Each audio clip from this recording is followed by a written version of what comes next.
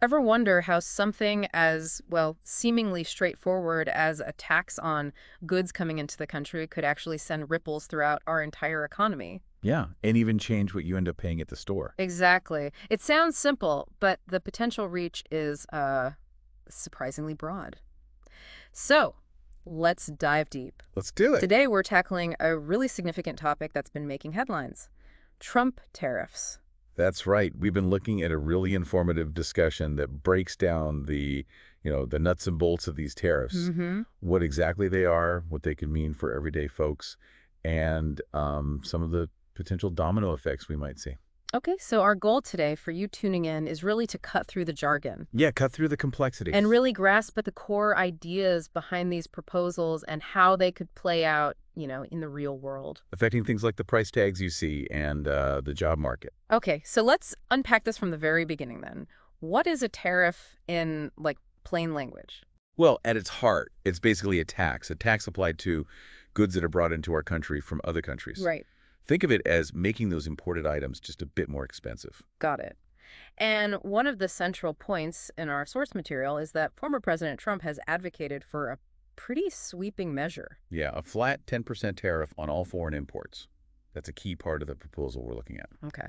And what's the thinking behind that? What are the stated goals? Well, the stated objectives are quite direct, really. To inject some energy into American manufacturing, Hmm. bring jobs back to the U.S., and even generate more tax revenue for the government. So the underlying thought is by making imports cost more, people will buy more stuff made here. That's the basic idea, yes. Make domestic products look more attractive by comparison. That seems logical on the surface, right? But this immediately brings up a big question for, well, for many of us, myself included. How does it affect me? Yeah. How does this hit my pocketbook when I'm out shopping? Our source material tackles this head on, this connection to consumer prices. And the argument is quite clear. Tariffs have the potential, a pretty strong potential, to lead to inflation. Right. How does that work exactly? Well, if you think about how businesses operate, the reason becomes pretty apparent. When a tariff is levied, the cost for companies to bring those imported goods into the country goes up. Okay. Now, businesses are, rarely going to just absorb that extra expense entirely. They've got to make their profit. Exactly. Yeah. So what we often see is that added cost being passed on to us, the consumers. Ah, so we end up paying for it in the form of higher prices. That's the common outcome, yeah, Yeah. for goods and services. The example used, like a major retailer, say Walmart, potentially needing to increase its prices to compensate, that really brings it down to earth. It does. It highlights that it might not be the companies overseas that primarily bear the burden. It could be you and me buying our weekly groceries or whatever. Precisely. So that hoped-for boost to domestic industries could come, potentially, at the expense of our buying power. Okay. Now, this raises a really interesting point when we look back historically.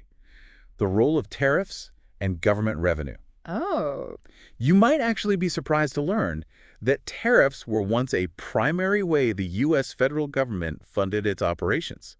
wait, really? A primary source? That sounds like ancient history. It kind of is in governmental terms, but the crucial thing to remember is the context. Okay.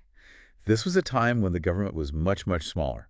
It had significantly fewer responsibilities and, naturally, much lower overall spending. Ah, I see. So the whole scale was different. Totally different.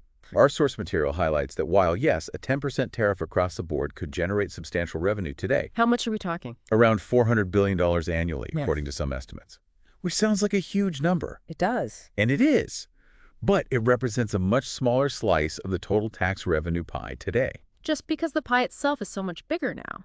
Exactly. The scale and scope of government activities have just expanded so dramatically. So, to put that $400 billion in perspective, it's roughly the annual budget of the Department of Veterans Affairs. Okay, so significant but not game-changing for the entire federal budget. Right. It highlights that tariffs alone can't really reshape federal finances in the way they maybe once did. It's just different times. That historical context really does change how you think about it.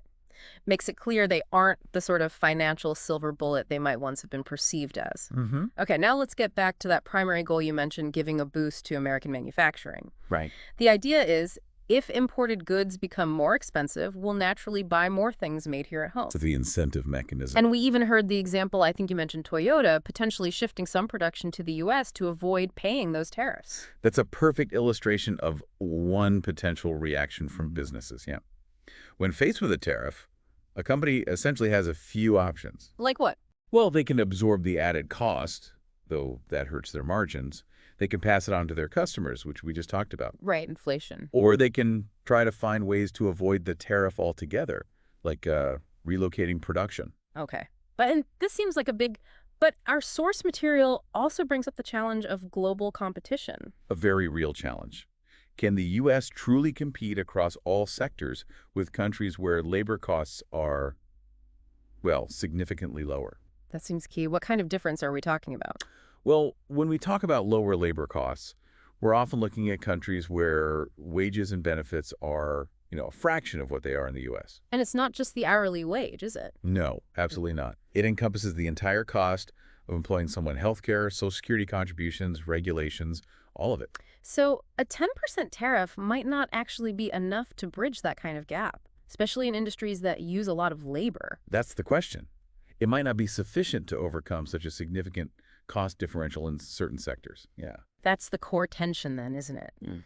We might want more things made domestically, Sure. but the economic realities of different labor markets around the world are a huge factor. A massive factor. Which leads us directly to, well, the sheer volume of imports we actually rely on in our daily lives. And the incredibly intricate global supply chains that have built up over decades. So it's not just finished goods we're talking about, right? Do tariffs apply to raw materials and components too? Oh, absolutely. That's a critical point. What's striking is just how dependent the U.S. economy has become on imported goods at every stage of the production process. Really, every stage. Pretty much. Consider the statistic. A staggering 97% of the clothing purchased in the U.S. is manufactured overseas. Wow, 97%. That's huge. It really is. And think about companies like Walmart. Yeah.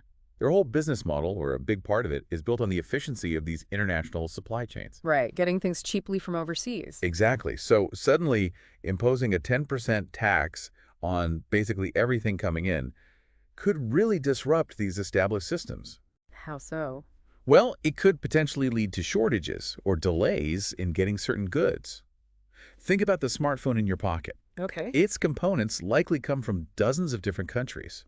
A 10% tariff on each of those imported parts could create this sort of cascading effect. Piling up. Yes, significantly increasing the final cost, even if the phone is technically assembled domestically. That really highlights how interconnected everything is now, the global economy. It's incredibly tangled. And speaking of big picture considerations, the discussion in our source material also touches on the political side. Practical hurdles, too. Yeah, like actually implementing such widespread tariffs. It raises a pretty fundamental question, doesn't it, about Yeah. whether a move of this scale would even need approval from Congress. That's a crucial point. Checks and balances, right? Generally speaking, the Constitution grants Congress the authority to regulate commerce with foreign nations.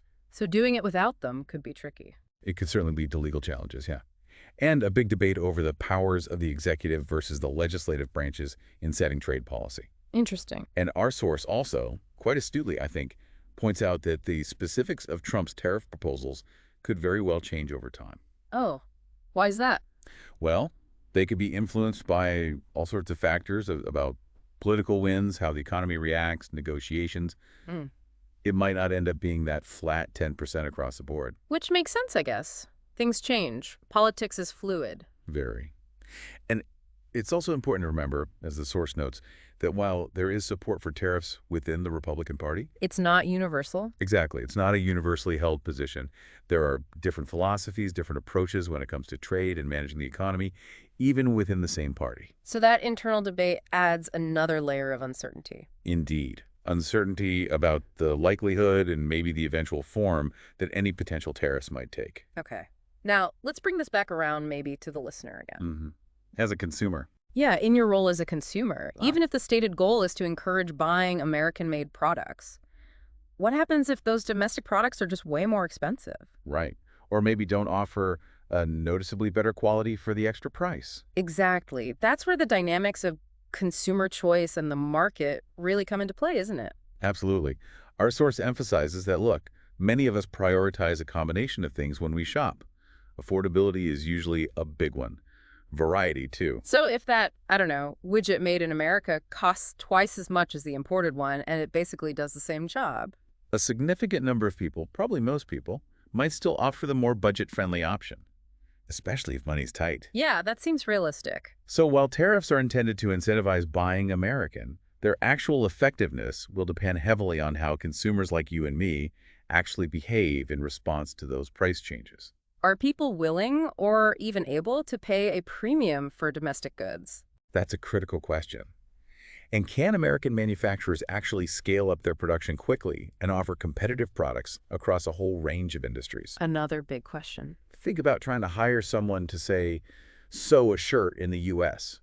versus in a country where the average wage for that kind of work is significantly lower. That cost difference again. That substantial difference in cost is a major, major factor companies consider when deciding where to make things. It's just business reality. So, okay, to kind of bring it all together then, we've seen that tariffs, while maybe intended to safeguard domestic industries, They introduce this really complex web of potential consequences. yeah, they have a direct line to the prices we pay for goods. Definitely. And could significantly disrupt the, established patterns of global trade that we've built up over decades. So the key takeaway for someone listening is that understanding tariffs isn't just about like basic economics 101. No, not at all. It really requires us to consider the historical context of trade policy, the intricacies of our political system, and even the day-to-day decisions we all make as consumers when we're deciding what to buy. It's really multifaceted, isn't it? With impacts that could ripple through so many different parts of our lives. That's a good way to put it. Multifaceted. Well, this has been a truly insightful deep dive into a really complex topic. Glad we could unpack some of it. Definitely. So here's a final thought to leave folks with. Considering this deeply interconnected global economy we live in and the very real potential for increased costs for consumers, what do you see as the most significant long-term consequence if widespread tariffs were actually implemented? That's the big question, isn't it? It definitely is something worth pondering. Thanks for joining us on the deep dive.